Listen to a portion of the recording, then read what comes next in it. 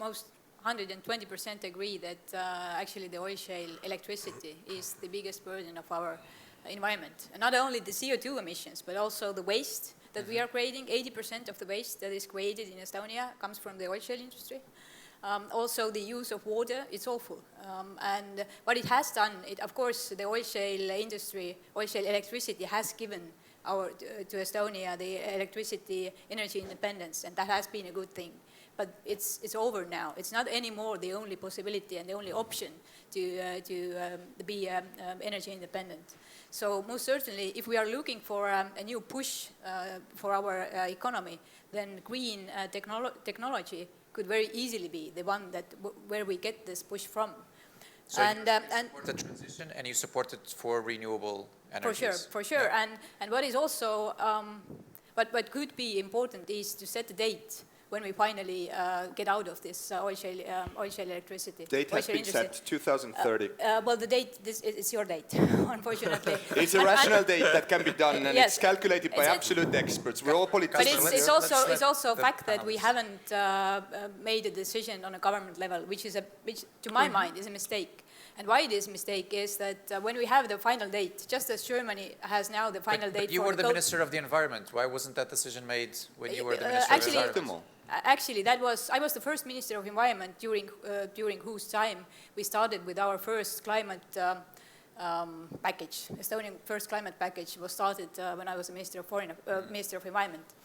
And I must say that I do see the shift that has happened during the last 10 years also here in Estonia. And why it is important to set the date is that the whole sector knows how long and they can prepare. Exactly, yeah. They can prepare. Right. And also there's always the question, which was the first one, the chicken or the egg? And to my mind, it's fair for the whole sector, but also for the investments that could replace the current situation. Riina? Mm-hmm. I agree, but that by 2030, 100% of Estonian electricity can be produced from renewable sources, wind, solar, and biomass. But higher value-added oil production from oil shale can be continued. Less waste, cleaner environment, and higher value-added. Is that so we can maintain the jobs? Yeah, the exit can be gradual, and in any case, the jobs created by renewable energy sources, and they are probably in other areas in Estonia, so retraining programs are most certainly needed. Mm-hmm. But looking at even in 10 years in advance, we have a shortage of labor, so there's no worry that we can't use up the people who are freed from the oil shale production. Kristina, I saw you nodding a bit. What's your take on this? I'm probably the only person who grew up in that region, whose parents worked in the oil shale industry all their life, and who is now running a college which works within this community. So I think it's all very ambitious but completely unrealistic. Considering I understand the environmental part, I completely understand and I sympathize with that, but for that community, that's completely like a shock therapy that you're trying to do. And you're right in terms of geopolitical sensitivity. So we're talking about 7,500 jobs. 7,500 jobs is not something that you can retrain in 10 years. It's completely impossible. That means not only retrain that now you produced from oil shale, tomorrow you start doing wind energy. That's not how it's going to work. So you need to start new programs for creating, I don't like the word actually creating jobs, because I don't think government creates jobs. Government facilitates investment into a certain economic sector. And I think Ida-Virumaa has not been a priority at all in terms of facilitating the investments. And I think let's start from there. What is the plan for the government for the next 15 years to changing the whole economic sector of Ida-Virumaa? And after that, let's start putting the deadlines for getting out of the oil shale. Because I don't think there is among political parties any disagreement in the fact that we should exit from the oil shale. I don't think anybody disagrees. The question is when and how much does it cost to the community and the jobs that are there. So this is a question. Yeah, but I just want to correct that during the economic crisis and even during the 2015 and 16, there were up to 1,500 to 3,000 jobs lost in Eastern Virumaa. We had retraining programs. And Putin likes it because these people are exactly disappointed and upset about Estonian state, and there is a lot of resentment. But this they is found this new is a resentment jobs. that you get. The unemployment maybe rate is higher in Valgamaa than in Ida-Virumaa. So we have been through this. I just want to hear the words I've heard. So, Mailis, do you want to jump in? Of course, I like the big ambitions. Otherwise, I wouldn't be a Minister of Education and Research. The big ambition, the bigger you strive. But unfortunately, the dates have been settled, and the dates are, unfortunately or fortunately, a bit less ambitious. And that's 50% what the Greens have now put on the table. It's 2030, 50% needs to be renewable. And there is a step-by-step plan, and I would say I don't think that a Ministry of Environment is unrealistic or less ambitious, but they have really step-by-step plan that also includes the very, very sensitive things as a waste management. In Estonia, we started out of very ambitiously, we started to sort our waste, and it's gone down completely, it's gone down. So we need to discuss that. It's also in a shale industry, it's not that you need to close totally down the shale industry, but you need to see what else you can produce out of that, how you can have better value-added system there. This is also in a plan. And the third is how we heat our houses. What kind of renewable sources are you using in the heating? Because in Estonia, it's not really privileged if you have -30 outside. You really need to heat. And today, we are heating out of gas and oil a lot. We use also a lot of electricity. But we have also alternative sources which we don't compensate so much. That's also the big question. Why, for example, in Germany, there is a big tax cuts if you do, for example, a land heating or solar heating or whatever. We don't have it. So there is a lot of other things what we put on a table in addition, environmental questions, in addition to the shale one. And if I may say, I agree absolutely. These 7,500, we need to consider other costs as well. The social cost, we're talking about that. For example, last marches, and ethnically very sensitive marches, have not been in Tallinn, have not been in Narva, have been in Sillamäe. So we need to also see what kind of consequences are we talking about. And just to having an answer to the people that you can retire if you are 60, or you can retire when you're 55. Yes, socially we can say they are settled. But if you're 55 and you have no job solutions, but to go to the pre-pension, it's not really a solution. So in terms of the social cost, there is a lot of things, but environmentally, if I may say, in addition to shale, we have also the other things. For example, public transportation. Why we had a big discussion last Thursday in our government meeting. What kind of other solutions we can have in addition to the normal buses? Is electricity option? Is other alternative energy? So we can actually cut down of our environmental costs also in other things, thanks to our research. But the transition to renewables, you support yes, that? Right now the data has been 50, unfortunately. Not 100%, but 50%. All right. Urmas, any thoughts from Isamaa regarding this oil shale and the transition to renewables? I'm scared. Very optimistic, I can see. Oil shale is a very good thing. Now we have one half of that. And surely we should use it by for most pragmatic business purpose. And what is needed is that now we should use oil shale for oil refining. And our tax system should be orientated to that. And speaking about the social, ideological philosophies, I'm always rather skeptical about such ambitions as to try from the back door to build up a planned economy. And I was also rather skeptical about this ambition going to 2030 to 50% of renewable energy.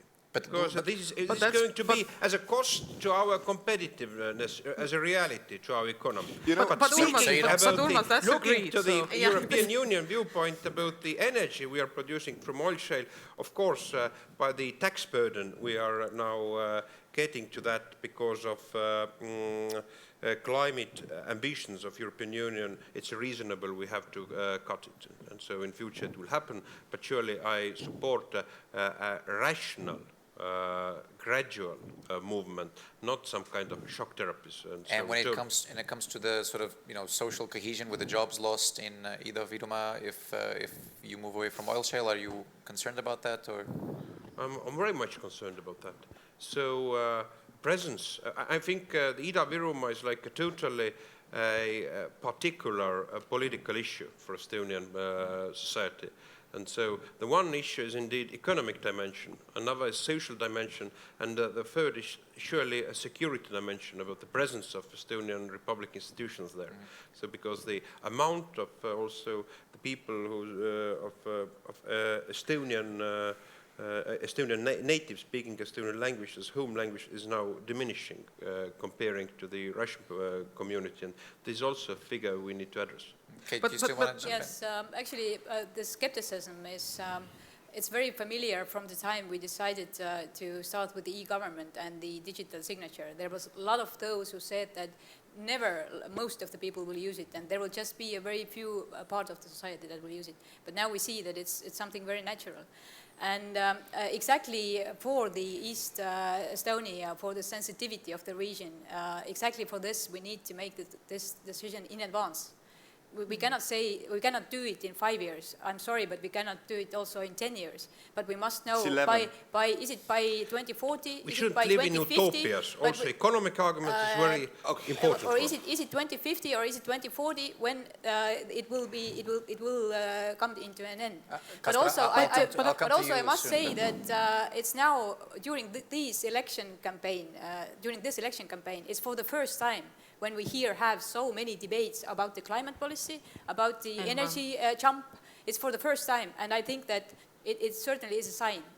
During the next elections, I'm pretty sure that it's something that is very, very natural already. Before we say what stops when, we have to say what starts when. So this is what we need to have a discussion now about. Not when we stop something, but when do we start doing the new jobs. Yes. I just want to say maybe it gets very pessimistic. Eastern Estonia is not only a problem. There is also a lot of possibilities. It's a concentrated workforce. It's a workforce which is ready to go if it changes. So any investment, like if we're looking at today, if there is any industrial investment, they actually firstly looking into East because of a concentration of workforce. So there is also possibilities there. Of course, it needs to have support on that. I want to pick up on something, to give you the word, I want to pick up on something that Keit mentioned, which is the fact that these environmental issues are picking up steam and a lot of discussions are happening. This election seems to be the first one. So kind of a provocative question to Kaspar. Do we even need a Green Party at all, given that a lot of your policies are now being picked up, maybe except the weed, but a lot of the policies are being picked up from the other parties. So is the only thing that makes you different the universal basic income and the weed, or do we? So what makes you relevant? Because you've been fighting for getting in the parliament since I remember moving here. I moved here 12 years ago. I voted for the Green Party. I felt like I'm wasting my vote, and I don't want to feel like I'm wasting my vote if I vote for the Green Party. So is there something of substance besides the weed and the universal basic income, or are all your policies now incorporated into the other parties? I mean, firstly, Rail Baltic as well. I mean, yes, yeah. I wouldn't downplay. Firstly, for example, universal basic income. For the weed, I understand. We know that it's secondly, there can't be a party in general that is only a certain niche party. And this is a big job that we've been doing as a Green Party, because we're always been regarded as the environmentalist party. And I've always said that of course it's our priority, but it shouldn't be only our priority. The environment should be the priority of absolutely everyone. And to my ears, it's very pleasant what I'm hearing today. When I look at what's happening in Estonian politics in general, things go really vice versa. What I wanted to say about the renewable energy, I just wanted to give you an example. For example, in Estonian pension funds, we're saying that they're not creating a lot of money, they don't know where to invest in Estonia, etc. Just a few months ago, an Australian investment company called the Finest Bay or something invested 500 million euros into the renewable energy sources in Estonia, buying the utilities. So the money is there, the clean energy is the energy of the future, and we definitely, and I'm happy we're talking about that, because also the scientists are talking about that. If we don't believe in scientists, who can we trust? And thank God we're talking about that also due to the Paris Climate Agreement, because I think if we hadn't signed that, if that wouldn't have rang that much bell, we wouldn't be here discussing these environmental things. So I think it's very positive that everybody's saying really, really green things. But once again, ladies and gentlemen, I mean, I'm following Estonian politics. I'm seeing what's happening with our environment, etc. And it's not a pleasant thing. And we still have time to turn things around. But if we continue like this, unfortunately, we can't. But Estonia is a pleasant place. Estonia is a wonderful place, Mailis, absolutely. We all love Estonia, but we're exactly in politics because we see certain things that need to be improved. We're not in politics to get to necessarily to the parliament, because we want to change things. Absolutely. And I think, having a Green Party serves more purpose than just, the fact that you need to have a Green Party these days in politics. No, absolutely. But on that note, I'd like to end this first half of the debate. So a big round of applause for all of our speakers. We're gonna take a short break, and we'll be back in about 15 minutes. In 15 minutes, we'll be back. Maximum 15 minutes. And in the second half of the debate, we will open the questions for members of the audience. 1-5? Yeah. 15 minutes. 15.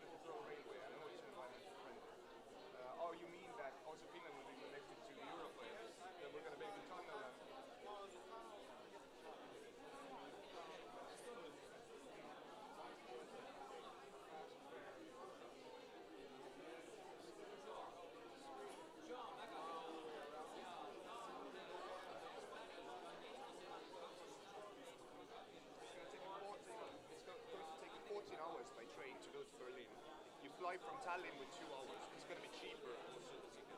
So, I mean, I love future transportation, but it's not a sustainable project if we're talking about 160 km an hour.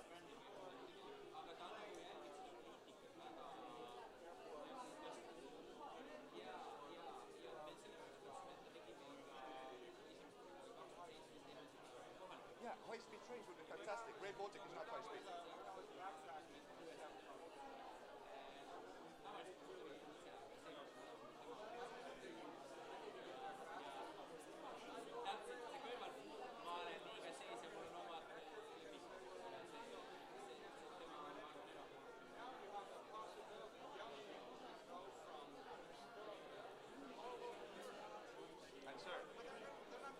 You can actually do it now. Just give me 1 second, please.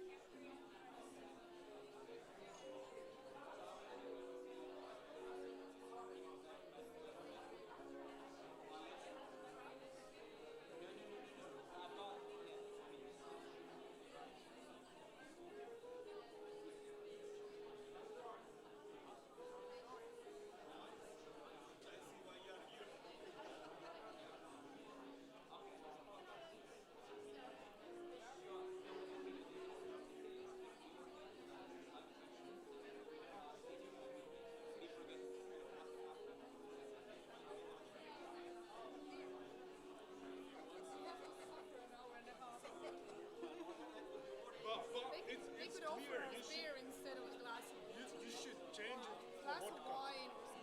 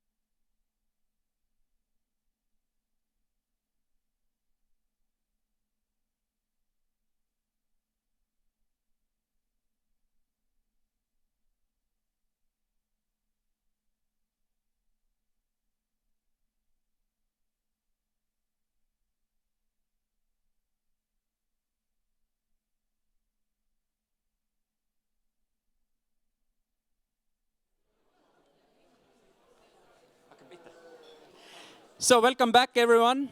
We'll carry on with the debate. Joao will explain in a minute. We're going to have a short yes and no session.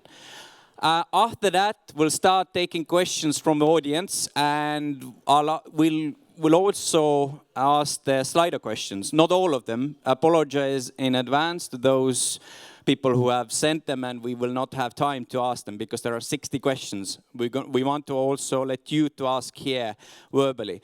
Another thing, unfortunately, Mailis reps, the Centre Party's representative and minister, had to leave for about half an hour or so to give a live interview on a television. So she will be back, don't worry. But let's start. Joao, floor is yours. Checking if this mic works. Yes, so Silver just mentioned that we're going to open up the floor for questions from the audience, which I think is one of the most important things about this debate, that we have people here who can interact and ask questions from the candidates. But before we do that, we thought it would be fun to play a little game, just saving people some time from hearing your long-winded discussions about certain topics and just getting a very straight yes or no to some topics. And I understand that a lot of these topics are hard to generalize or to condense the answer into a yes or no. But I would ask you to hold up those signs. They have no on one side and yes on the other side. And I'm going to ask you a couple of questions on some topics. And I'd like to, as much as possible, to get your very simplistic answer. And if it sparks some discussion, then so be it. But to start it off very, very easy, Rail Baltica. The construction of Rail Baltica.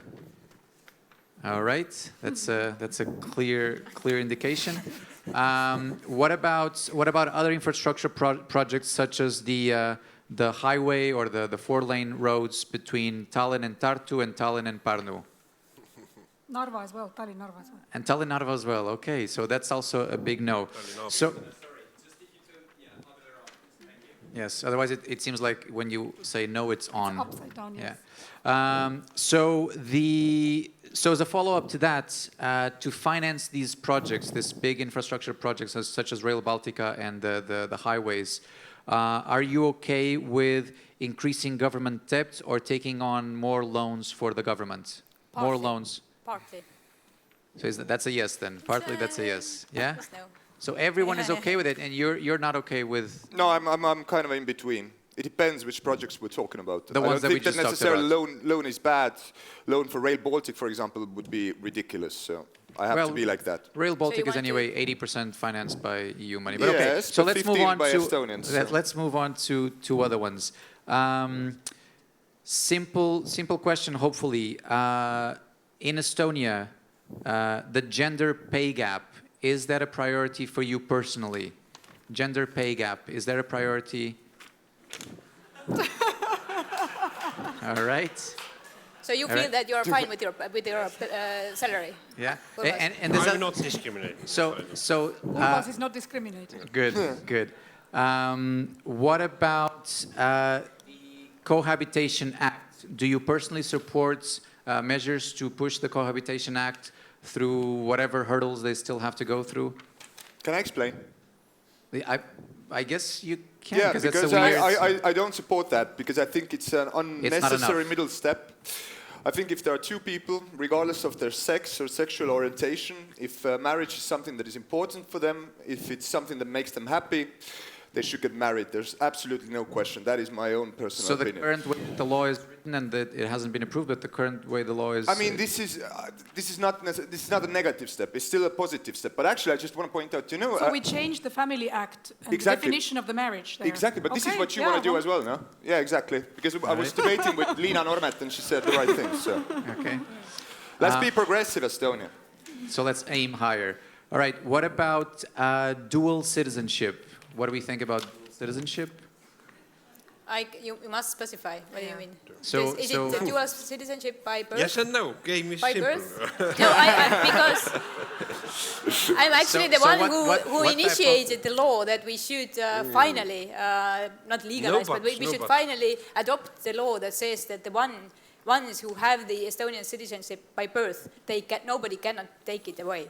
So in that sense, I For sure, it's a yes. It's a big yes. In a way, that's already the status quo, isn't it? Well, that is not the status quo. The problem is that... But everybody does it anyway. I mean, no, that's the problem. The problem is that the constitution states that once you are an Estonian citizen by birth, you always have your citizenship. But the current law says that once you are 18, you must choose between your father and your mother. And right, this is but if you were born in another, if you also have another citizenship, the other country is not going to take it away. But Estonia is not allowing you to have two citizenships. Basically, so you it's must a legal choose. mess that we need. Exactly. So going forward, do you support any other dual citizenship initiatives beyond that one? No, this is the one that once the citizen is born as Estonian citizen, it must have the citizenship forever. Nobody shouldn't take it away.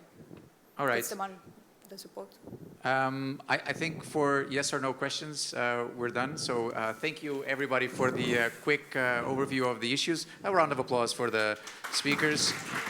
And we're gonna open up the floor for questions. I think Silver is gonna ask someone from the audience for the first question? Yeah, okay. Let's start with a Slido question. Yeah. And then we ask the first one from the audience. So we'll take the most popular Slido question first by the number of votes.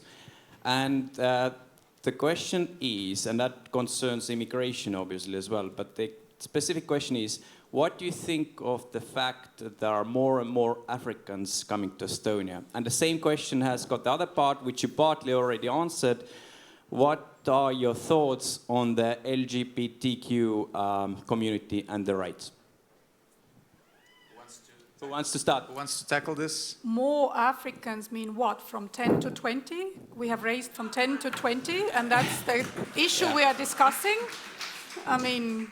Yeah, this is the question from a Slido. I mean, I guess it's probably inspired by the hate speech by a certain party that is always painting a picture. We can broaden that discussion a little bit about immigration in general. So, exactly. African countries as one, or non-European, let's put it, non-EU migration. Any thoughts on that? Well, first, my feeling is that the one who really says that he or she wants to fight the migration issue really should concentrate on the climate policy, because the climate migration is the one that will be increasing hugely during this century, actually. But also, of course, it is true that Estonia is very conservative and has been very conservative when it comes to the migration. And the reason for this is mainly historical. It's the historical memory that we still have. And to my mind, well, I would like our society to be much more open-minded. But it's also very clear that this is one issue or topic when you cannot push too much, because if you do it, you will see what will happen. Exactly. Yeah. I think there are three things within the migration that we actually talk about, and three very different issues, and I don't like to put them all into one basket, because there's a question of the refugees and the protection of human rights. And here, I think Estonia has taken a position that we are part of the Geneva Convention, and I completely disagree with Ekre, who says that let's revise it. I don't think that's really where we should be going. Second is a question of labor migration, and here I see the biggest disagreement among the parties. We personally think that restrictions on the labor immigration into Estonia are not serving the interest of Estonian economic growth, and we should really start revising it. Not only people who earn double middle income, but also we need migrants to higher education where the salaries are not so high, but we're really lacking a labor force there. And those 20,000 registered workers here is good. And the third thing is what we talk about, the racial, visible minorities that come with the migration and are quite often part of the global migration, some call it crisis, but global migration trend. And that's where Estonia should be actively participating in discussing it, solving it. And that's why I'm totally confused why Reform Party actually didn't vote for compact agreement, where we need to talk about it. Urmas, maybe you want to comment, because you played a central... Yeah, compact agreement is very dangerous thing. But to speak about, the question was about the immigrants coming from Africa. Well, if there was some kind of question of racist sentiment under that question. Surely, we do not make any difference of the people's color or background coming to Estonia. But speaking about the immigration danger or pressure coming from African continent towards, I think, Europe, this is a strategic problem. And we need to indeed deal with that, because during the next century, by the UN statistics, from the 1.2 billion, the population of African continent will rise up to the 6 billion. And so, surely this is a reality that immigration pressure will be a strong dominant issue. So speaking about the migration policy, yes, my party stands for conservative migration policy, and surely I believe that this is actually Geneva Convention has become old-fashioned. It was indeed designed after the Second World War. Now the context is totally other. So what is old-fashioned about protecting human rights in terms of the persecution from political, sexual, other orientations and people who are persecuted? What's old school there? Or what do you really say if you say that Geneva Convention what's is old school? What's the alternative to compact or to the conventions? Closing Estonian borders or... I think that the Estonian country should control the migration, yes. But within the framework of agreements with the European Union and other international bodies that Estonia is part of, or should Estonia take a more active stance on its own borders? Yes, I think Estonia should look into the perspective and looking how small a country we are, and how small portion of Estonians is among our population. So I think Estonia totally should try to, as maximum as possible, to control its migration and also its refugee policy. Can I just clarify? Geneva Convention doesn't send any refugee anywhere or doesn't oblige any country to take in number of people. It says what you agreed with when somebody reaches your border and asks for the asylum. That's the only thing that it does. The Social Democrats do not support mass immigration, but of course, keeping to the Geneva Convention and the current immigration quota that is very strict, this should be agreed on between the labor unions and the employers. What are the sectoral needs? How many workers does the sector need? These agreements can be made, then the workers work here legally. We control their salaries, their working environments, so no one will be used of or taking advantage of when they work in Estonia. But coming to the question of African people, they come here to study, I assume, and this is quality study and work. Many of them come here to study, and the challenge. My Taxify today was one guy from Nigeria was driving the taxi, so they come here to work as well. And if they come here to study, for example, then the challenge for us is if they have earned their degree here, they have somehow adjusted to our culture, the work environment, and have lived through our winters. So maybe we should reward them for surviving the winter. So maybe we should do more to keep them here, to offer them jobs that are worthy of their education, to welcome them. It's not just a business question, but also a diversity question. And Kaspar? Yeah. Forgot. Sorry. Geneva Convention, absolutely the right thing. There's no question about that. When we're talking about the refugees that were a relevant topic a few years ago, and whether the quotas there were the right thing to do, they were the right thing to do. We're in the European Union in good and in bad. It's our responsibility, and Estonia has gained tremendously from European Union, also through security, etc. We have to be realistic when it comes to the question of migration and migration from Africans also, because due to the politics we've been doing here in Estonia over the last 2 decades, due to our questionable social care system, there are not a lot of people who actually want to come here, not to mention the climate, etc. as well. And I just wanted to point out that Keit said absolutely the right thing. The future of migration will be due to climate changes. So I think in here we have the responsibility to tackle these as much as possible, because if things continue the way they are continuing, and it's just not only me saying it, but it's the scientists saying it, then the mass migration will be inevitable. So this is not what we want. And in terms of getting the migration quotas higher in Estonia, in terms of high qualified jobs, etc., I do think that the numbers currently are too small. They're ineffective for the economy, and they should definitely be raised. All right. Can we move on to the next topic? Yeah, next question. Let's move to the public now. I thought the first question was about T-series, was it?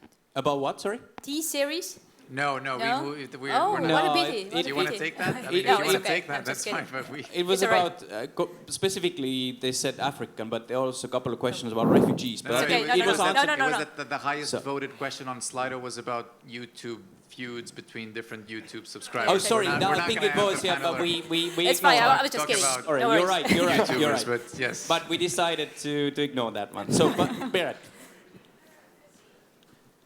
Sorry. Piret Kuzik. One of the things that definitely I think most of this room cares about is the future of the European Union, which is not particularly in a calm waters today. So I'm interested in hearing is that what is your position towards the European Union? What role do you see for Estonia in the European Union? And what are the issues that you think that the solution should be found at the European level rather than in the national level? Thank you.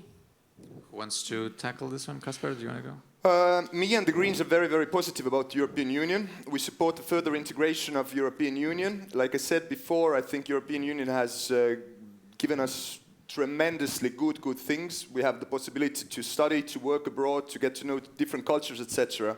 And I do think that in the interest of Estonia is the further integration of European Union, especially in terms of working out common foreign and security policy. And in here, this is not exactly the point of my party. I'm just representing myself in here because I haven't heard anyone in Estonia talking about it. I personally don't think that EU army is necessarily a bad thing. And I do think that it would be a massive security guarantee to Estonia, once again, due to our geopolitical position. So in my opinion, this is the direction we should be moving. More integrated Europe, yes. Kaspar, on top of NATO or? No, into NATO we have to definitely belong as well. And so NATO on top of NATO to have yes, European but army. with NATO, as we know, you can never be sure these days. So yeah. I would like to use the extra card as European Union being our security guarantee as well. Who wants? Keit? I certainly do not agree that we cannot be sure of NATO. And if you were referring to our bilateral relations with the current US administration, then I must say that the fact is that US has never invested so much into security and defense in our region than it has now. Although I might be very critical when it comes... You mean US or NATO? I mean US and NATO. So also US has really invested quite a lot to our region. And although I might have a lot of, I may not like all the tweets that is coming out from the White House, it is still the fact that our relations, also our parliament relations with Senate, for example, they're really excellent and really strong. But about the EU and how we should move on with the EU, then for Estonia, of course, the EU and EU's market, EU's economical side has brought a huge amount of benefits. And the fact that Estonians are probably the most pro-EU countries in EU, I think it also shows that for us, EU is the thing. So for sure we should also, from our side, invest more to EU. I don't think there's a lot of differences of opinion, or are there differences of opinion when it comes to the EU? Urmas, maybe you have something? Well, I do not see actually need for any further ideologically based integration of union. What do you mean by ideologically based? What I mean is that those basic freedoms, we should now to guarantee that they are functioning fully. And the one thing what Estonia has been pushing is a fully operative digital market. Today it actually doesn't function in European Union level, and it means our businesses are having some kind of blockings entering to other markets. This is one thing.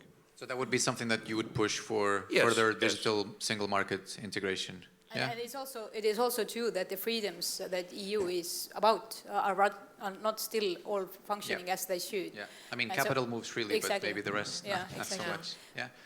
Any other difference of opinions when it comes to you? I think if Ekre was here, maybe Ekre... I think in Estonia there is quite broad support, except, again, the party that didn't participate today in the debate that wants to organize or wants to give a possibility to organize a referendum on EU. I don't know why they are playing with this game, but it's, I think, very dangerous game. Though I would say from my side that I think EU and Estonian role here could be good. In general, Estonian public debt is quite small, and I think there is a capacity to increase it, but we should push more for financial discipline of all the member states, because that's actually the reason what brings lots of governments into a very critical situation where the financial discipline is gone off the roof. So I think this is important, and also working with the consequences of economic crisis that we still haven't really started working with, and that's what I talked about, the increasing inequality of income between the metropolitan cities and the suburban areas, and that's bigger in Central Eastern Europe and the new member states than in the old member states, because we didn't have enough fat gathered, around our waist before the economic crisis hit us, so we didn't have something to share too much with the poorer part of the population, and I think EU should have a role here by regulating certain financial structural support that goes outside of EU, outside of the metropolitan cities. And also discipline to control Schengen borders. Which is a common responsibility. Can I just quickly comment? Estonian Greens are not against NATO. Just to make sure, I just say that it's good to have an extra security guarantee in your pocket. Estonian Greens, neither me, also thinks that the European Union is currently a perfect place. We see that the European Commission has too much power, and the power should be concentrated more in the hands of European Parliament, which is the biggest democratically elected organ in European Union. But why I was talking about the further necessity of the further integration and common foreign policy, etc., it would be exactly that the European Union as a whole can also have a bigger role in international politics. And we are losing this race currently. And I do believe in European values. I do believe they should be more represented in the world. And if we continue like this against China and USA, we're in a losing position. So I do think that a strong common European Union is in everybody's interest. Any more thoughts on Europe, or shall we move on to the next? Let's move on to the next one. Actually, let's move for the public for a second, because the gentleman at the back has been waiting for a long time. Yes, hello. I'm Mailis, and I just have one comment and then my question. Comment about the integration is just, it's so funny always for me to listen to, is just that we somehow believe that even in nation states, that let's believe that we have 100% just of one nation people, and then you believe that they would all be well integrated. I don't think that every Estonian that is born into an Estonian family and speaks Estonian has the same responsibilities, possibilities, and ambitions as the other Estonian around them. Then if we take into account the other nations that we have living there, then I don't believe that we have well integrated them either. So when we are talking about integrating someone from another country, then it definitely matters how we're going to be talking about integration, simply because there are different kind of things that come into play. So just because that integration and how people can really engage with the community matters, I think you should be talking about that more in depth.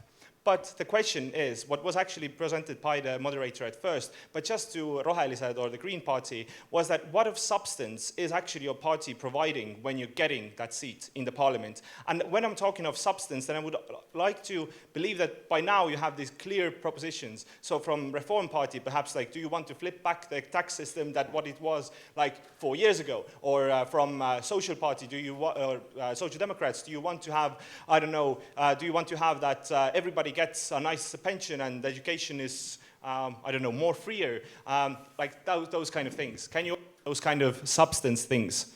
Oh, I wasn't even on the speaker then. You were. No, But so do you want the comment only from the Green Party, or do you want each of the parties? No, you presented that question to the Green Party. But so the same to the others, yeah? Would it be fair not to single out the Green Party, but to every single part of the table? Yeah, so kind of like what's the thing that if you get to Parliament that you're gonna push for once you get there? Yeah, I can start because I actually shortly touched it during my introduction, but let's go once more. If a Reform Party gets to the Parliament, then of course the tax system is for us the need to fix the tax system in a sense that the tax-free minimum that is currently 500 euros per sum, we want to keep that 500 euros tax-free minimum, but so that each and everyone will have a possibility to use that tax-free minimum. Then also I shortly explained the problem with the working pensioners. The previous system was that if a person became a pensioner and he or she continued to work, they were allowed to use like double tax-free minimums. Now it's not so anymore. So we want to come back to the current system so that the pensioners who keep on working can use the double tax-free minimum. And let's do one more. One more. Okay. Then I will just name the educational system change so that the education system starts as an Estonian language education system already in kindergarten. And that is the problem that actually the scientists have highlighted for now a couple of years. And honestly, I'm the one who wrote that report, and I did not say that all the schools have to be in Estonian Yeah, language. but you were not the only one who has highlighted it. We had just a debate in Parliament about the segregational problem in Estonia. And actually, this is the one thing that should have been done. Those three issues, yeah? Those are the ones, yeah. Those three, yes. No, I mean, you can Sure. name seven, but Yes, the priority is also kind of important. I'll just give it to Urmas because he was... Well, speaking about your comment, so I do not believe in a certain kind of multiculturalist view of society. I believe there exists in society a certain, let's say, light culture, and this is a core culture in society. And surely, under that are different subcultures and entities as family and people in their views. But speaking about the main promises, so one thing what we are promising, Isamaa is promising, is indeed additional tax deduction linked to the number of children you have from your income. The second promise is we want to reform our second pension pillar. It means a semi-voluntary pension pillar. We want to give a right of people to decide how to use that money and where to invest. The third one, we believe that Estonian economy is very much lacking actually capital investments. And we want to launch a privatization project of Estonian state companies. We want also to use... Can you give two examples of state-owned companies that you would look to privatize? Now, during the current government, we have privatized a minority of stocks of Tallinn Port. We would like to partially put to the exchange also minority stocks of Estonian energy company. And I think there are several companies we could do. What we believe by that money, we are not giving, I don't know, social costs and so on, that money. But that money we should use actually to the invest funds, similarly as European Union Juncker plan is putting, to put them to the, as a capital to support our companies. So they could be like more stronger ones. So this is actually our plan. And also we would like to raise national defense costs. Now we are having a 2.14%. We'd like to rise it 2.5% because we do not badly need that. Riina? Healthy, well-educated people who live in an inclusive society also contribute to the defense policy. But coming to the tax changes, I think there are important value decisions to be made during these elections. For example, I value a simple tax system, and the same change 500 euros per month, tax-free allowance for all. Of course, we can make the change if the simplicity is that important, but it should be budget neutral. So this can be compensated with higher income tax rate for high income earners. So this would be acceptable. But in any other case, the Ministry of Finance estimate was 247 million euros per year is the cost of this change alone. 240 million euros per year. So giving this 1% of GDP. Giving this to the high income earning fifth of the population, does that solve any of the actual problems in the society? That was actually only one part of it. That was just one part of the changes. So.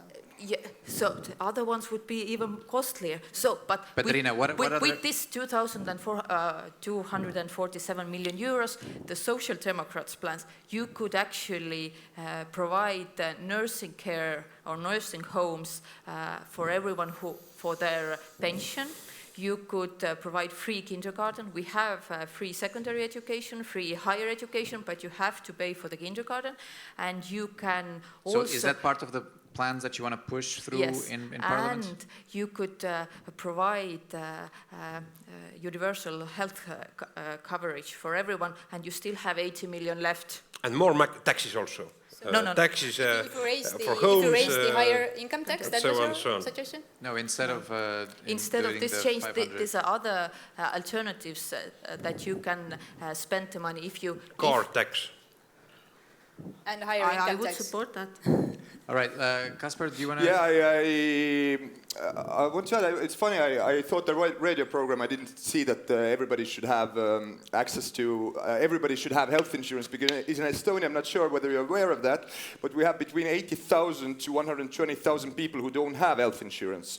And that's a very, very big problem. One of our promises is also to get rid of this situation by 2023.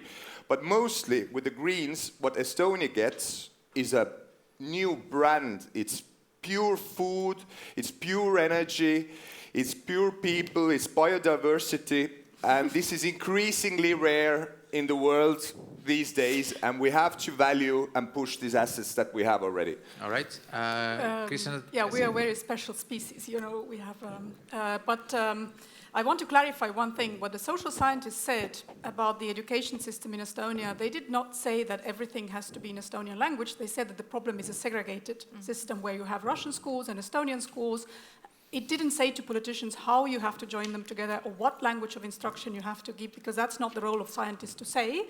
So Reform Party said everything has to be in Estonian language. That's your addition to what scientists But use this opportunity said. To focus on what you would push if your new party Could it be vice versa? So no, the idea is to join the schools together, not to force Russian schools to transit into Estonian language of instruction, because it's not going to work. So it's simply not going to work. Integration of these communities is a priority communities for... into a common school. So and by which language they will be The language of instruction in every case will be very individual, because we have very different communities. There are communities where there are 90% Estonians and 10% Russians. Tower and there of are Babylon. Communities where there are 90% Russians and 10% Estonians. And you can't do a universal model for each of those schools. You do very individual models. There are some times when everybody studies in Estonian, and there are some times when Russians study separately something in Russian. So solving everything with just one paragraph in the law doesn't change the education system to better, because you're taking away opportunities linguistically that already Kristina, in the system. let's talk about the initiatives that if your party gets so to parliament... that's one of the things, joining the schools together, that's one. The other thing is the basically changing the social security system. Fundamental reform, because we have many layers in Estonia now, how the services are from this government, from the parliament to the government to the local government, and we run the social security system in Estonia as if we are Germany with lots of states and so on. We need to really kind of optimize the system and reach to the people faster than we reach today with the social security help. And third thing, maybe, I don't know if, but we have many reforms, but maybe the third important thing is also privatization of a lot of state companies and taking them to the stock exchange. Stock exchange. All right. Okay, let's move on. One more question. This is a very important question because it concerns about half of the audience here. It's about foreign talent. Just quick statistics as well. We've got about 160 people here, and just slightly less than half are Estonians. So there are Estonians as well. But in total, from 33 different nationalities, people here. We have the statistics. But the question is, what are your opinions, suggestions, applause indeed. What are your opinions, suggestions and solutions for attracting both foreign and native talents to contribute to the nation? So I guess that also means not just foreign talents, but also Estonians who have traveled abroad, how to attract them back, how to attract them to contribute to the nation. It's a question for everyone. I can start. I think the important ways of talent reaching the country is first directly to the labor market, and here we have actually restrictions by the salary. We somehow think that talented people get more, but if you get less salary in certain sectors, then you're not a talent. But I think that you don't have to, definitely in Estonian case, you should not join the talent with a salary rate. So there are lots of talent we need in other sectors that don't manage to pay very high salaries, but I think we still need people. So that's a labor market, and I think we need to be much more open than we are right now. And one of the things we also think is that we should put a social security tax, cover, yeah, top. After the 3 times average social tax, that's the maximum you pay, which is the result is that high income jobs with the high salaries would rather be invested here than, for example, in Helsinki, because you have a benefit here, opening the job here. But I think important part, which I see unfortunately in Estonia right now going the other way, is the internationalization of higher education and getting your talent from around the world into Estonian universities and giving them the opportunity to study there and then entering the labor market from there. And why not even to think about the high school level? Because Estonian high school is a very high level education system, and I think we are capable of attracting talents already at that stage into the country, and I think it's brave, but we could think about it. Well, I think a very strong motivator should be that Estonia would remain a place where you can be free of creative energy, what you have. And therefore, there's tend already in Estonia to become over-bureaucratical society, and we should avoid that. The second thing is indeed, if you want to do something, you need capital, what I addressed before. And very important is also overall business environment. And there is some things we need to address. And also our labor regulations are still too unflexible for a modern labor relations. And this is something what indeed Estonia should be a harbor of good ideas, good businesses, and we should respect that. I agree that currently higher education, universities is an important entry point, and as I said, we should make more use of keeping these people who have already come here, to keep them, to employ them, to make them want to start their work life here, and people who would consider Estonia as a place for their investment or enterprise. But give me a concrete measure, because I know personally of cases of people who were studying here in TTU. They finished their masters, and in the time between they finished, which they actually finished earlier, they were looking for a job, but the visa expired and they had to leave. And this is a talent that was sort of created here. You're educating, you're putting your resources to educate this person, and then they had to leave back to Turkey in this case. So is there any specific initiative there that you can? In order to attract the students, the Social Democrats' plan is to get at least one Estonian university to the top 100 universities in the world. But if they are here, yes, to see the transition from graduating to entering the labor market. And we are have been very bad in supporting all kinds of traditions. Even if this is an Estonian family coming back to Estonia who has lived abroad for the past 10 years or so, we don't think they need support or adjustment, information, places for their, in the kindergarten or schools. Actually, they do need. They do need the support and the acceptance in the society, and maybe some language training in schools. So the adjustment programs for Estonians returning, for students who would like to start a life here after graduation, are all necessary. Keit? I would actually start with saying that you can find a lot of similar things in a huge amount of countries worldwide, but you cannot find Estonian nature anywhere else. Did I say that? No, I didn't. No, you did, actually. But it's one of the big advantages that Estonia has, and I'm really not afraid to highlight it each and every time I speak to a person like the one who is thinking of whether to move to Estonia or not. But what is also... but they are not coming here for our nature. What is also definitely important is that Estonian Reform Party will fix our tax system. And actually, that taxes, to have the competitive tax system, it is Keit, can I just ask a provocative question? 10 years ago, there was an economic crisis that affected Estonia. Probably a lot of Estonians left to other countries in Europe and abroad. Do you think the tax system reform is something that was going to attract those people to come back to Estonia, the ones that left? The tax system reform is something that affects also the salaries, so that those who left for some other 500 countries... euros is not normal salary. We need but I'm not talking about Nordic 500. salary I'm level, not talking 2,000, about the 500 3,000 euros salary. average. I'm talking about the current system that actually punishes those who are eager to earn more and who want to raise their salaries. And this is something that we have to turn back. We cannot be competitive if we will continue like this. But actually, now for the third year, there are more people coming back to Estonia than leaving Estonia, which is also a sign. But it's something that is also, for me, very important, that we should not only address Estonians coming back to Estonia, but also those who actually live abroad. Because for such a small country, each and everyone who lives abroad and who can use their own networks to support Estonia, it's something really very precious. So I don't think that everybody who are currently living abroad must come back to Estonia.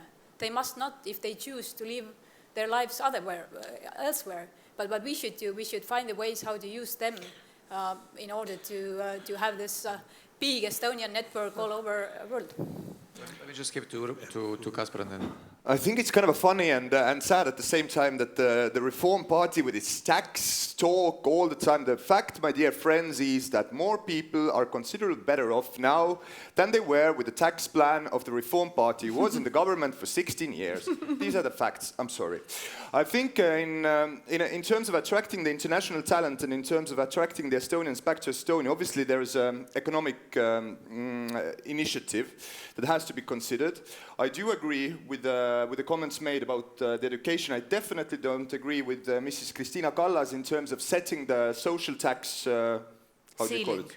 Yeah, absolutely not. Because you see, Estonia shouldn't be the place where people come necessarily because, oh, you're going to get to earn a lot of money. I understand that money is important, but the reason why people should want to come to Estonia is exactly that we have the best services, we have the best infrastructure, and these things have to be developed parallelly.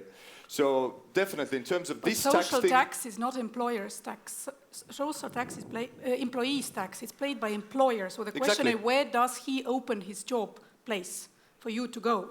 It's not the tax you pay, it's the tax that the business owner pays. So that's the huge difference here. It's a huge difference, but it also contributes hugely to the state budget. And if we're talking about social security in general, to cut these taxes, this would be an absolute catastrophe. There's absolutely no question about that. This is pure mathematics. Keit? Yes, I just want to add on this social tax ceiling because it was discussed actually in the government that we actually, three of us were together. And the reason why it was not introduced in Estonia was that in order to have the ceiling set on the level that it would have effect, we would have to set it so low that the cut on the social budget would be just too hard. And there is no reason or no sense in setting the ceiling so high that it will not have any effect. And You don't get the benefits Yeah, from The it. cut is 79 million Yeah. euros, Yeah. by the way. That was Urmas? calculated today by the ministry. 79 million. Urmas, do you want to? Surely during the recession, people left Estonia because of income. And now the strategic mission of the nation is indeed how to rise the level of income in Estonia.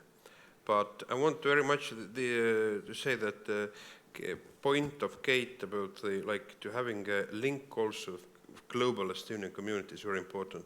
And we want very much to see international ties of Estonian living students to go and study abroad. I think very important should be also that children of Estonian global community could have also 1 year to study in Estonian soil. And speaking about the international tax competition between the countries and also in region, there is indeed, we are having challenges now. These some reforms we passed about 2 decades ago. Now we are losing our competitiveness in also in international tax situation, and this is a problem. Kaspar, very briefly, if you... I just want to say something completely off topic. I wanted to apologize in front of the minister here because I didn't know that you're coming back and I drank your water. I'm sorry. So if we have another bottle of water, can we get another bottle of water? That's okay. Thank you so much. You're very understanding. Lovely minister we have in Estonia. Buy her a beer afterwards. I think the planet doesn't mind one more plastic bottle. Actually, that's not a good thing. Mailis, we're taking questions from the audience. I don't know if you want to jump in. The question that was just asked now was about what initiatives do you propose, if you're in government, to attract foreign talent to Estonia and to get Estonians who have left to move back to the country? What does Estonia have to offer? Okay, I do apologize. Most of that is probably said already, but I think the key word for me, especially as a Minister of Education, but I think in general is that if we keep our young generation attached to Estonian language, because Estonia is particular small country where almost everything is related, not so much on a nation or generations, but about the language. And language issue here is a very sensitive one.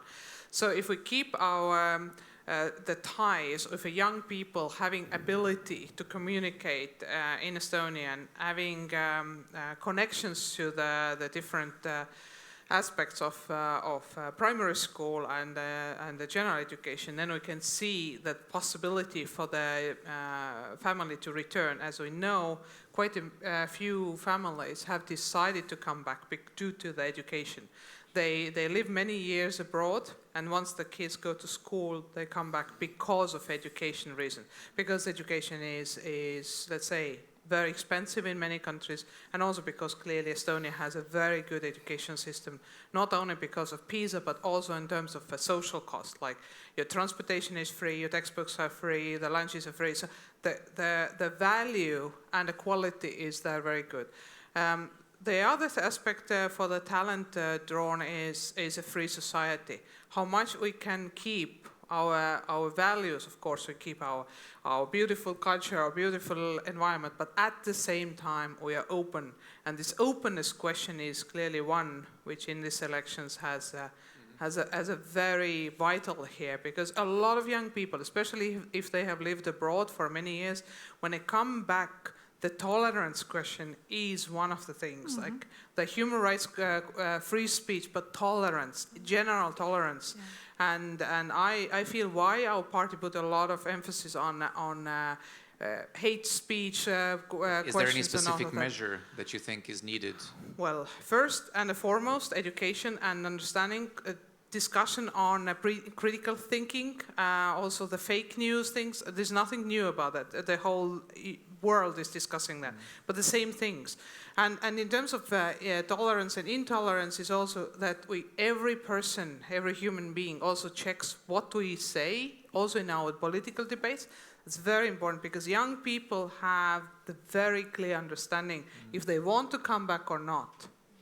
Keit, very briefly, so we can move on to other questions. Just about the educational and the fact that are the kindergartens or schools ready now to accept back those who come back and actually the newcomers. I think this is one thing that needs to be done. It's the education, but the training of the both kindergarten teachers and also the school teachers, so that they were ready to integrate those who come from different environments. Any questions from the... To the public now. So who's all right? So good. Okay, we got one at the back. Janele. Hello. So yep. I have a question about the tunnel between Tallinn and Helsinki. I would say that is the most important thing that we can do to become as rich as Sweden or even richer.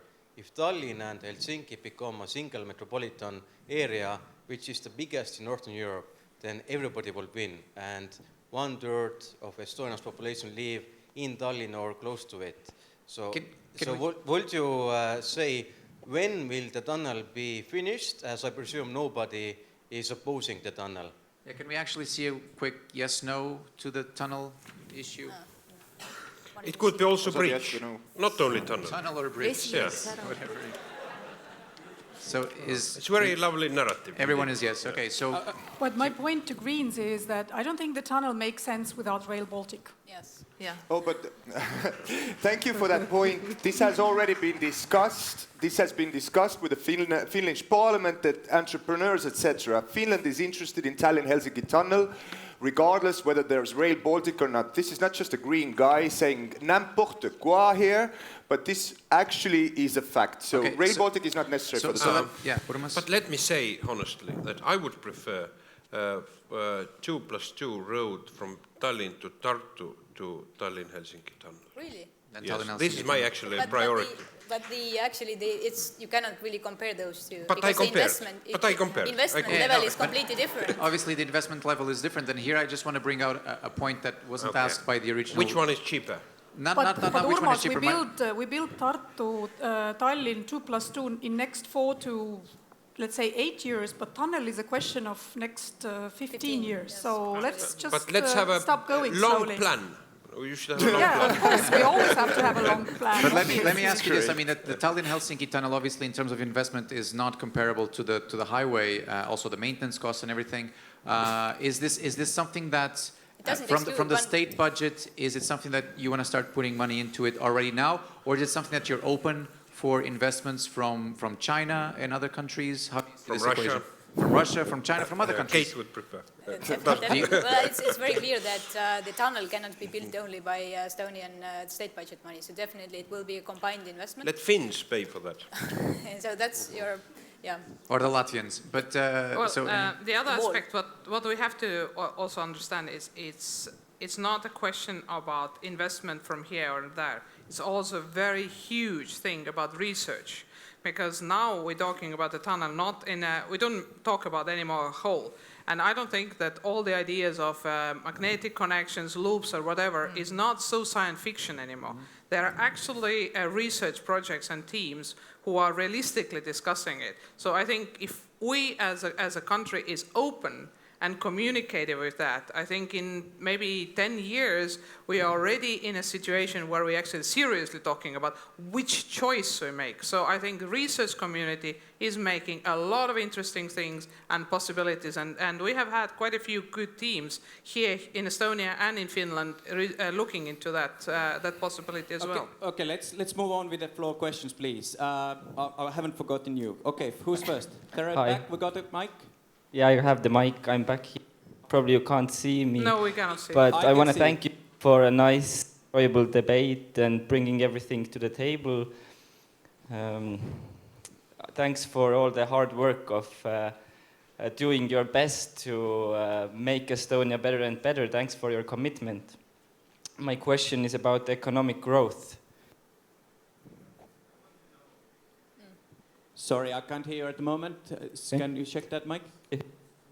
Just come a little bit closer, please. I think it's too far. Yeah.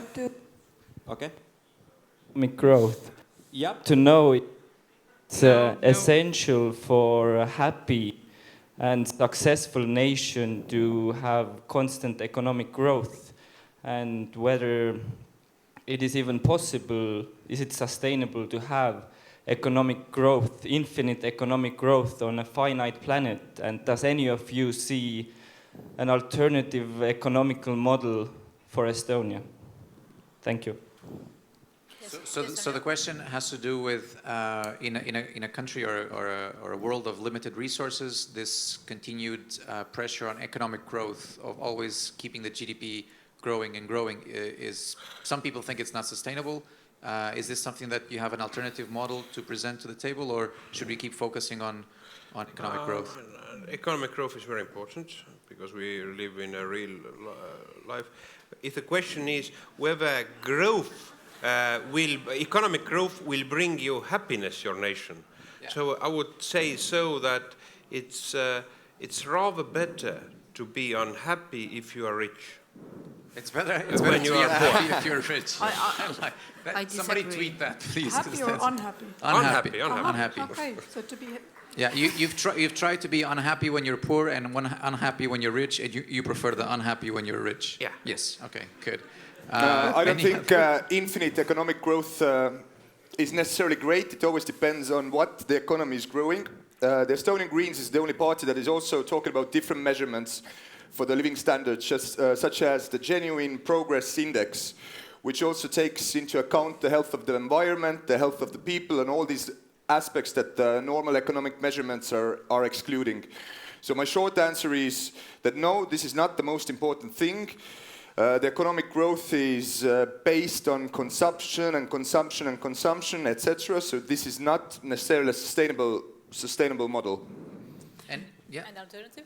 Yeah, my answer is that we shouldn't look at the economic growth per se, but the distribution of this economic growth across the planet, because I think what we are going through is a higher gap between the rich countries are getting richer and the poor stay where they are, and then there is a middle income trapped countries that are trapped in the middle income layer. So this, let's call it a global division of labor between the countries is a concern that we have to look at. And in this global division of labor, Estonia is trying to push from the middle income countries to the high earning countries. But I think globally it's important to look at the low income countries and bring them at least to the mid level. So in this sense, economic growth on that level from low to middle is very important, I think, the progress from there. I don't know if the progress on the top is something that we really need to be concerned about. Mm-hmm. I agree that we shouldn't objectivize only growth, equal distribution of wealth, or keeping everyone up to the pace, so the development, sharing the best knowledge and benefits in Estonia and around the world is much more important, and I prefer everyone to be happy whether they're poor or rich. This should be the goal. So let's put it this way. Estonia is beating Finland in the PISA index, the ratings, but they're not beating Finland in the happiness index. Is there something that can be done to beat Finland's? I looked into this happiness index and I wondered why Estonia is doing so bad. So it turns out that one of the indicators, there are many indicators were about the healthy life expectancy of healthy living, which was very low in Estonia, but also one of the indicators was, did you feel yourself happy in the last 6 days? And then the Estonians were constantly unhappy, and Finns turned out to be very happy last year. I don't know why exactly they were happy, but this was one of the indicators which Estonia was scoring really bad. And I think we should just be more self-confident. I think this is a lack of self-confidence and believe in the positive future. I don't know whether this is a Protestant thing or a specifically Estonian thing, that you just don't believe in a positive, bright future, and then it makes you very stressed all the time. I think it's a similar type of question that you asked before: how to attract talent, how to bring Estonians back to Estonia, how to keep children happy in school. And I understand your wish to get very specific measures, but the sad thing is that the social tax ceiling or the tax allowance to 500 euros to everyone, it doesn't affect it. These are small changes, and they're not something that you can regulate. it's a question of the development of the society, the change in each and everyone's behavior and attitudes. And this is what we can set a personal example. Everyone can set a personal example, but this change is harder to make on a government level. Mailis? Yeah, economic growth still is very important to Estonia because you brought up education. It's of course pleasure of my hairs. If we compare our quality on terms of education, for example, the quality is clearly there. We are very, very, very happy. We beat our example of Finland with 2 points. So we are very proud of that. But in OECD countries, one of the lowest paid salaries. That means that we have still economic growth eagerness there. The society, we pay a lot for our electricity or usage of different things, and we are comparative in prices because we are dependent on our market. However, people kind of quality of life, what is left after you pay all your basic needs, there's very little left. So for Estonia to discuss whether it's sustainable or not sustainable, people want just simply having a better salaries and having a better kind of quality of life still. However, whether it's forever sustainable, it's a question how much we invest into education and research. A small country as Estonia, that's the key thing. How we get value added from our economy, how we get investors agreeing with us that, let's have less of the low-income jobs and more of experts coming into Estonia. This is our key things. And we are very thankful that a lot of investments have turned around. They don't come and look for here of a cheap labor force, but they are particular, for example, on IT sector or some other sectors. Keit? I think Estonians are still very hungry to becoming wealthier, to live better. And maybe not all of you in the audience don't know that before the Second World War, Estonia was at the same level with Finland. So from there, in the sense of life quality and economy. And from that, we still have that feeling that we need to do more, we need to do better, because we want to get to Finland. We want to live as well as Finns. What happens when you surpass Finland? Well, we will have the next. Everyone will be happy. Everyone will be happy, and that's it. Like, I'm not so sure. Start comparing ourselves to Norway. That's what things do. I'm not so sure. Then there is a Norway. Estonians will be happy even if we surpass Finland. But what comes to the sustainability, then it is also true that during this century, or by the mid-century, there will be a lack of resources, the natural resources. I think this is one thing where Estonians can do pretty well, because we are known to be quite clever when we have to create something out of nothing. So to have economical growth, which is necessary to my mind, but to get it from the less and less resources, I think this is one thing that we will solve. Two short comments. Yeah. I want to say that Estonian economic growth depends not only on Estonia, it depends on the region in general. So if Estonian companies help Ukraine to come out of the low-income countries to the middle-income countries, that brings Estonian economy higher. So we can't sustain economic growth just on our own, because Finland's success is partly, and I'm sorry for those Finnish people who disagree, but Finland's success is partly because Estonia was a country where Finnish economy could help to come from the low income to the middle income, and that helped Finland to keep going up as well. So I think if your neighbors are very poor, then you're not going to be rich, that's for sure. And that means that we really need to deal with the economies of the countries around. And I don't think that we need to tell to the countries how to develop their economies, but we help Estonian companies to go and establish companies in Ukraine and invest there and help the Ukrainian economy go up, and then the Estonian economy will go up. So that's how the economic development in region should go. Should we move on to the next topic? Please move on with the audience, because few people are waiting. So more questions from the audience? Right here in front.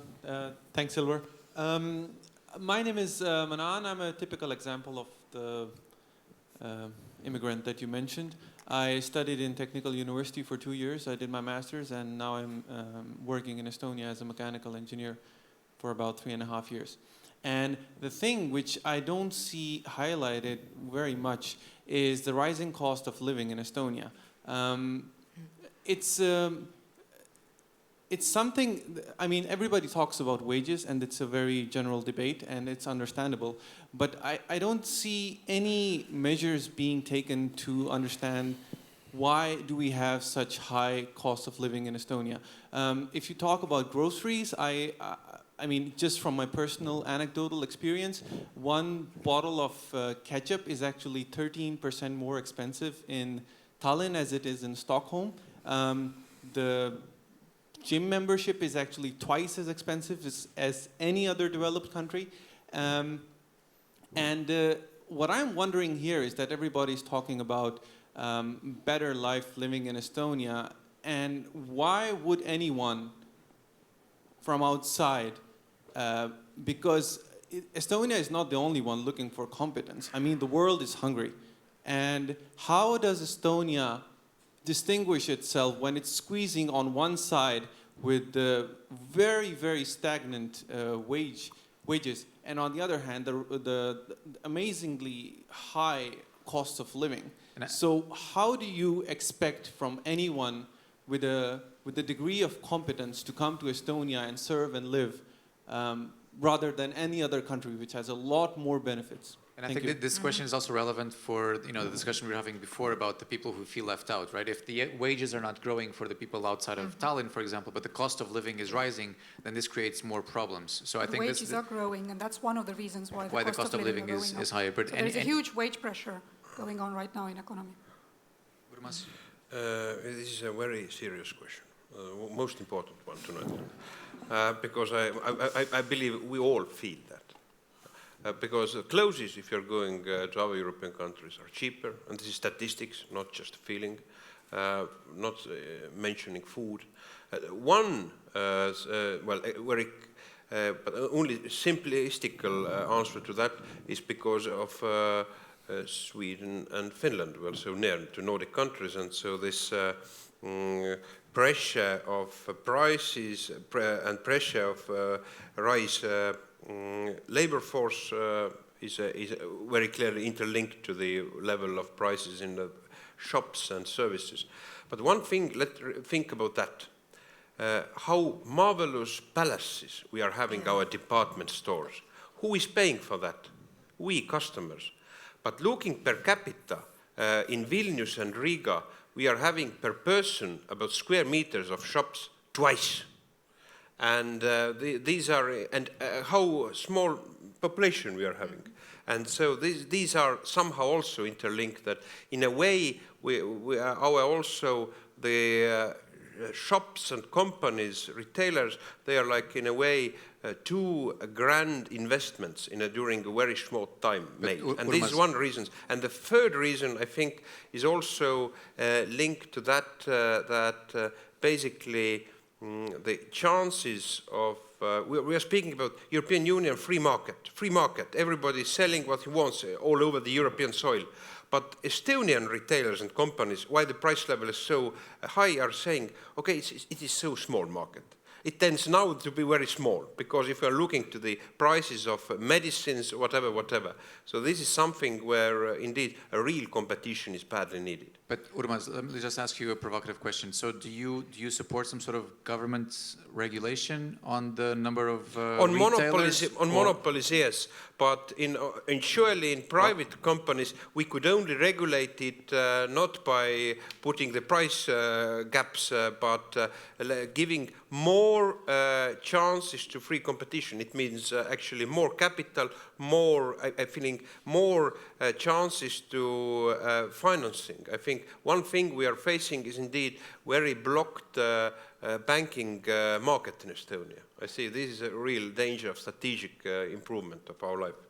Any more thoughts? I think that what you describe now is actually what all the countries who are in this middle income trap are going through. I had a conversation with my Slovak friend yesterday, and she earns 700 euros in a Ministry of Finance, and she pays 500 euros rent for her flat in Bratislava. So you can see the cost of living and the salaries she has. And that's a typical middle income trap. It's not the question of the cost of living, it's a question that salaries are not reaching the high income countries. And if you live in EU where you have a free trade, so the market is pretty much the same. The clothes cost the same, the food costs the same, the services are a bit cheaper in Estonia because the salaries are cheaper. But in general, trade in goods creates the same prices. H&M does not differentiate between Estonia and Berlin in its tag for the blouse, right? It's all the same. So in this open trade situation, the question is who can pay exactly for how many shirts can buy. And this, for Estonia, the question is not to regulate the prices. For Estonia, the question is how to get the income raise. And that's how to jump from the middle income country to the high income country. And here, I agree a little bit with Urmas that we need to get the regulations that get more capital flowing into Estonian companies. Estonian companies are very young, very small, and very thin. And they need to get fatter in a good sense to be able to raise higher income. And for that, they need access to the labor. Here where we disagree, because I don't think that limiting access to the labor makes them fatter. It makes them, thin and trying to pay to a couple people more salary, but they cannot grow very much. And then second, access to the capital, access to the money, to the long loans that they can take in order to grow bigger. And I think that's the crucial in Estonia, and this capital can come from our own pension funds, because we have about 5 billion euros in Estonian pension funds of our Estonian money, of our own people, that is nowadays used to heat the economies of Sweden, Germany, and so on. And I think we should be smart to use at least half of that money for feeding our own companies and helping them to grow bigger, to pay bigger salaries. And that is a plan of Isamaa about pension funds. No, you want pension funds to divide by people who can spend it now. Yes. I don't want it spend it now. I want it to invest into companies. It's an issue of individual decision. But anything that's directed to the internal Estonian market still has a ceiling. So Estonian growth can be mainly coming from exports. So. Any other thoughts on the cost of living? Well, if there would be a possibility to see a direct link of lowering some of the taxes, there is a big debate, for example, on value-added tax in Estonia, whether some goods should be exempt more. Which EU allows, and which in Estonia, for example, is not in a zero tax or 9%, for example. Unfortunately, at least our Ministry of Finance has been so far very firmly providing us one report after another, saying that because of our small market and quite a strong monopolies, the effect or impact could be or could be not. So that's the reason why so far the value-added tax question, for example, on food production has been, let's say, the debate has been vague. Some say, okay, we should do it, but the others say the value-added tax on a food would be relatively low. I'm very much looking forward to what happens when Lidl comes. I do, yeah. Because I just read a couple of very good researches about Lidl and said, for example, however, it was in US. In US, in two small areas, in the regions where they appeared, up to 40% of food production prices went down. I don't know if in Estonia there is a hope of 40%, but maybe there is an effect, because at least HM, we saw the result. As soon as some, let's say, lower priced products came on the market, some others had to adjust. So maybe the Lidl would make a change. But there's also an effect here on the local producers as well. So that's also something to be taken into account. Well, local producers, I think the markets, at least in Tallinn, and also buying directly from the farmers has increased incredibly. So I think people have short comment from Urmas, so we can move on to the next question. But real estate is also extremely expensive. Yes, real estate and rent prices. Okay. Cars, they are globally expensive ones, but let's say it's so high level of prices, and it would be absurd to speak about additional taxes. If we're speaking about the homes, about the cars, about the whatever, about the fuel. So I think most important, most reasonable in democratic society is that public power will not put anyhow additional burdens to people. This is very important. So do not forget all these gold-plated promises. Keit, very briefly, Keit. I would just say that what you see from the answers is that Estonians are very much believing in the free market and not so much believing in that the government can influence the prices. What it can do is it influence via the excises, and this is something definitely something that will be brought up. Let's open up the debate for another question. Let's move on. Yeah. So last question from the audience, please. Beer is very expensive. Hello. My question is specifically to ST200, but also would like to hear from other parties. Unfortunately, the first topic that you brought here was not discussed at all, about the decrease in the Estonian population. I want to ask, what are your policies to prevent that happening? Thank you. We cannot prevent that happening. But any it's kind of happen policies. Anyway. It's going to happen anyway. If somebody promises you that Estonian population will be growing, then they are lying. Can you do something to mitigate it or to? No, you have to adjust to this. Mm-hmm. That's it. That's the reality. You have to adjust to this. So there is population decrease definitely up until 2050. Yeah, and then maybe we can see a little bit of growth. So the measures we are doing now will bring us a growth from the mid-century afterwards. So until then, there is a population decline. And that's the fact, and that's what we have to deal with. Mm-hmm. Which doesn't mean that we don't have to do the efforts to increase after the mid-century, the population, but there is an economic aspect of not having more than 2 kids, and it's not only about the child support, which I really think that it's important that the families with children are financially secure, but I think in Estonia it's also important that the environment we create around us in urban centers has to be child-friendly. So usually the families get smaller once they urbanize. You know, they move from the countryside to the city, and that's how the size of the family gets smaller and smaller, because real estate is more expensive, you can't afford bigger flats, and then you can't fit more kids into that flat. So the question is not to regulate the flat prices, but to create the environment for the children, so you don't have to deal with the logistics, huge traffic that creates a headache to the parents, access to the kindergarten, close to the residence areas, and I think this is something that we really need to look at. And I personally don't support free kindergarten, because I don't think there's such thing as free things, and this 65 million euros that will cost, we will take money out of the system rather than bring more money into the system. So, but I think when we build roads, the first person we have to think about is an 8-year-old girl going to school. She will be the one who will be standing there, and based on her needs, we have to build a road, not based on the car or somebody commuting, single person in the car. Riina? Yes, I agree. We can't turn the trend, but the size of the decline can be affected, whether it's through policies to make Estonia the best place to have a family, to raise children. And we are very much been focused on birth and the first years, but whether it's school years, bringing up children happy and healthy, whether they move in school, eat healthy food grown in Estonia, evidence-based parenting programs. I don't know if it was the question that was asked, but I just want to pick on that. Do you mean Estonian children, right? So that's for the people that are already here. I don't know if he was asking about, is there something that can be done in order everyone to bring who people wants from to the live outside? in Estonia should be treasured here and should find the place. Is this your definition of mass immigration? No, of course. But every child should have a secure upbringing. Parents should be supported. So make Estonia the best place to raise a family. Yeah. Okay, Urmas? Well, I won't be so pessimistic as Kristina was. I think what we saw with recent third child support mechanism, that actually also with public measures we can make some improvements also by demographic trend. And surely we want to use the strong return policy of our diaspora. We want to see more children in our families, family-friendly environment. And what is very important, the one thing is how big we would like to see demographically Estonian society.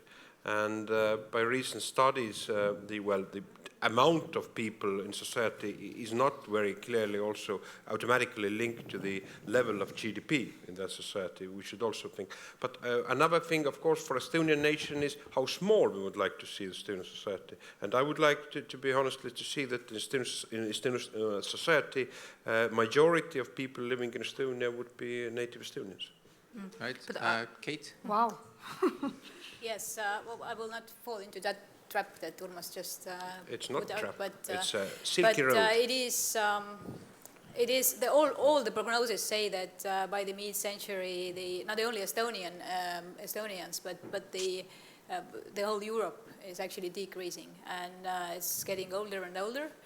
So I think it's better for us to take it into consideration and not just say that we will ignore all the prognosis and everything that the scientists say.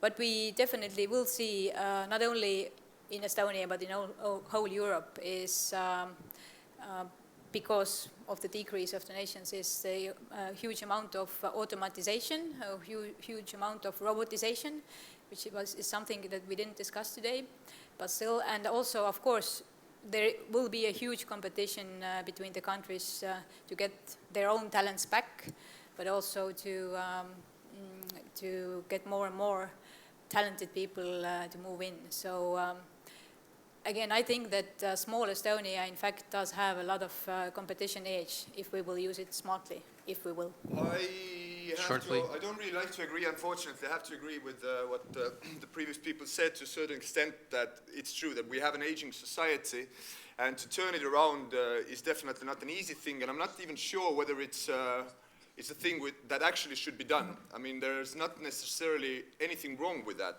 However, I do have to point out that it's true that we have seen actually the rise in third children, for example, due to the extra measures, social measures that have been put there. We as Estonian Greens, as always, we see give kids also the basic income. That would be the right thing to do. And one more thing from the last round. Our chairwoman just sent me a message, so I feel obliged to say about the cost of living in Estonia. At least Estonian Greens are reducing the tax on organic, healthy food, so at least some tomatoes and stuff will be much cheaper if we get into the power. Mailis? Yeah. What measures can be done, of course, again, not maybe statistically, but it's a very big question how the curve goes. Is the first and foremost, of course, we need to have that families would be ready to have third or more children. But of course, we understand it's not possible in every family, and personal and also other reasons. In addition to that, it's also that we live longer and healthier. This is clearly what you can also see. We cannot say more retired people being in a workforce, because we are anyway one of the highest involvement in that. However, to just have a quality of life longer. And the third is of course, we need to have a very serious and rational discussion. Estonia is a very small country. It's impossible to see any mass immigration here. Nobody understands more clear than Estonia what consequences you could have on that. However, to having what was already brought, talent policies, or how to keep the people, for example, our very good people. No, the question is what do, for example, we need to increase considerably is that already students who are studying in Estonia, most of them leave, or for example, companies who have been here some periods of time, we don't keep them. So we need to also discuss of the people who have been related for many years with Estonia. What are the reasons why you're leaving? And third and the last is our beautiful ladies who are all around the world.